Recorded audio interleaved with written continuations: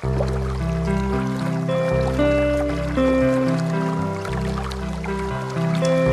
Kristy kosa dia zanaka manapaka ny tranon'Andriamanitra. Hebreo 3:9 manao hoe ary isika no tranon'Andriamanitra. Raha fisaran-tsaina anie zany hoe tempolo ny fanahin'Andriamanitra, tranon'Andriamanitra. Any amin'ny Exodosy 19:20 dia niteny Jehovah Andriamanitra manao hoe asaovy manao fitoerana masina ho ahy izy dia onona eo aminy ary izany nahatonga ny hoe misy ny antsoina hoe tabernakely izay nanaraka mandrakariva izay nalehan'ny ireo zanak'Israely ireo mba ho fanehoana hita maso fa manatrika azy ireo Andriamanitra. Tsy izay ihany fa nisy fomba maro tamin'izany fotoana izany.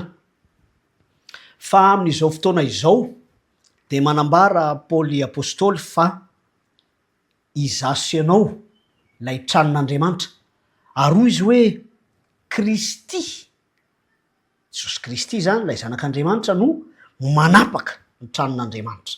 Nandritra ity fotoana ny arahantsika teto ity dia naverimberina fa ny fanahin'Andriamanitra no manapaka ao am-posy ao an-tsaina, manapaka antsika amin'ny mahatempoly ny fanamasina antsika tsiraray avy, mahatempoly ny fanamasina anao. Ary eto dia milaza izy manao hoe Kristy zanaka manapaka. Ahoana no ahafahantsika mahazo an'izany? Tsy sarotra fa ny fatakarantsika ny maha-Andriamanitra an'Andriamanitra, indrindra ny Andriamanitra telo izay iray, dia mahatonga antsika tsy manana olana mihitsy ny amin'izany satria amintsika dia Andriamanitra no manapaka ao am-po, amiko, aminao dia Andriamanitra vonona hanjaka izany. Misaotra an'Andriamanitra isika satria amin'ny maha-kristianina antsika dia mifanaraka tsara zany hoe Kristy no manapaka. Izy amin'ny maha-Kristy azy no manjaka eo amin'ny fiainako sy ny fiainanao. Ny zavatra resahana rehetra sy toriana, raha fampianarana, fiainana dia Kristy no ivony. Ary mahafinaritra fa ity Paoly apôstôly ity eo amin'ny asa sorany rehetra dia ahitana fa manorina ny zavatra rehetra ao amin'ny Kristy izy. Ary tsy misy tokony ho ampalahelo antsika, au contraire raha tokony ho faly isika satria mifanaraka tsara amin'ny maha-kristianina izany hoe Kristy manapaka ao am-po.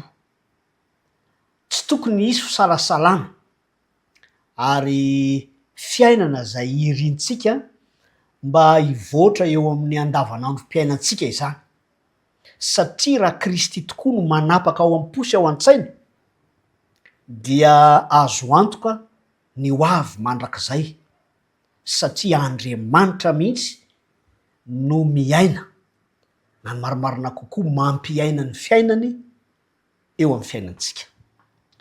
Mba azo antoka kokoa ary dia asaiko ianao hamaky ao amin'ny izay voalaza ao amin'ny Korintianina 1 toko 12:7 mba hiorina kokoa ny zavatra zay voambara sy ahafahantsika amin'ny finoana manao ny fitombony ny fiarahantsika amin'Andriamanitra fanandramana izay ara-panahy tsy mifanohitra amin'ny ara-nofo. Tsy misy mahay manaiky hoe Jesosy ny tompo raha tsy amin'ny fanamasina. Ny fiasan'Andriamanitra, ny fanan'Andriamanitra zay manjaka ao am-po no manome fahefana n'Andriamanitra zanaka ho mpanapaka ny tranon'Andriamanitra. Raha amin'ny fomba fiteny tsotra andavanandro zany dia hoe fifanarahana ao zany. Isika moa manaja sy miorina amin'ilay hoe mivavaka amin'Andriamanitra tokana kanefa telo zay iray. Fa ny zava-dehibe ho antsika de zao hoe na Jehova Andriamanitra ray no manjaka, na ny zanaka Jesosy Kristy, na ny fanahiny, dia izy ihany no ambarany zany. Haitsika izany amin'ny alalan'ny fotom-pinoana mahakasika ny antsoina hoe Andriamanitra telo zay iray. Fa ny tena zava-dehibe ho antsika dia ny fiainantsika ny hoe Andriamanitra manjaka ao anahy.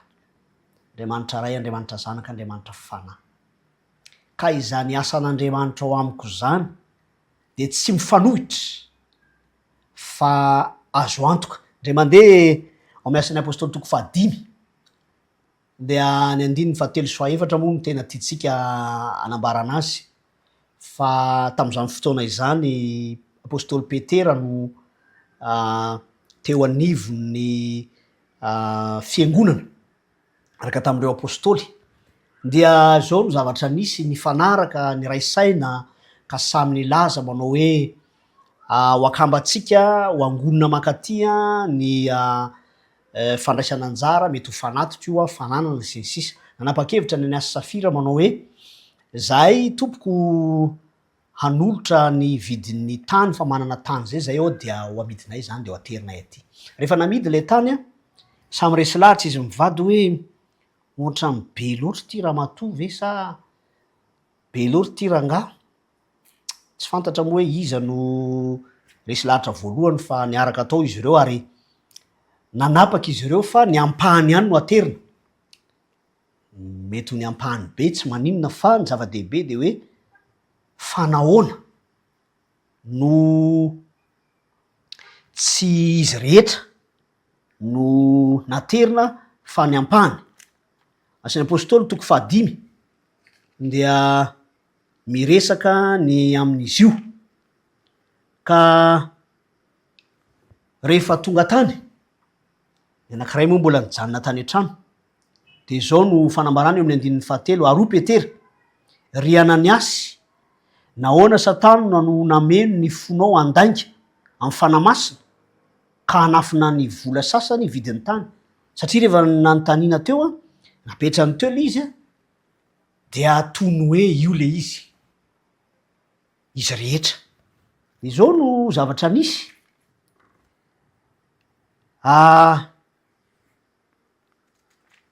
Hoy izy hoe fony tsy namidy tsy anao ihany va ny tany, ary efa namidy tsy anaovanao zay sitraponao koa va? Ko nahoana no ny saina izany tao am-ponao ianao? Tsy nandainga tamin'olona ianao fa tamin'Andriamanitra. Zay no zavatra nisy. Satria Ananiasy mantsy izy mivady dia samy nikonikonina ny amin'ny zavatra io. Ao amin'ny 7 moa dia manambara Petera manao hoe nandainga tamin'ny fanamasina. Ny 4 no ilazany ihany koa hoe sady amin'Andriamanitra izy no mandainga. Ny apôstôly Petera teto de efa nahalala mieloha tahaka ilay mpaminany izay nambarantsika tany aloha ihany hoe efa fantany io zavatra io ny alalan'ny asa mifanan'Andriamanitra fa ny olona foana no mandainga sy mamitaka. Toetrahatra niseho teo amin'ny tokantranony any Asa Safira moa zany. Fa ny andrasana amiko sy aminao dia ny aiky fa hain'Andriamanitra ny zavatra rehetra, koa raha nifidy izy ny hoe ny antso mba hitoetra sy hanjaka hanapaka ao am-po na Jesosy Kristy zay ekentsika ho tompo, satria ny fanan'Andriamanitra no mampanaiky izany, na ny fanamasina zay hitoetra ao amin'ny tempoly, satria zasy anao lay tempoly ny fanan'Andriamanitra, dia zava-dehibe zany izay tokony ho ekentsika, tokony hiaikana zany isika ny fahefan'Andriamanitra eo amin'ny fiainantsika. Ko tiako ny hitondra mavaka manokana satria zava-dehibe izany hoe ny ekena anjakan'Andriamanitra, ny zanaka manapaka ny tranon'Andriamanitra izany. Saiko ampitiavana ary ianao iombona mivavaka zay tanterana. Tsy mitratra misaotra anao zay tompo, satria raisinay ho tombontsoa lehibe zany hoe Andriamanitra manapaka, Andriamanitra ray, Andriamanitra zanaka, Andriamanitra fanahy manapaka manontolo eo amin'ny fiainanay. Marefy ihany maha olombelona voafetra nefa tianao ny anananay fivelarana, tsy eo amin'ny ara-panahy ihany fa ny ara-nofy ihany koa. Tompo malalo mba ho fanandramana mamy miaraka aminao neny zany fivelarana izany, ka na ny fona ny saina dia hifandray aminao hatrany, ary ny asan'izany fananao masina izany no ampiaika anay ny amin'ny zavatra rehetra hitondra soa anay. Fatonoana mivavaka amin'ny anaran'i Jesosy Kristy. Amen.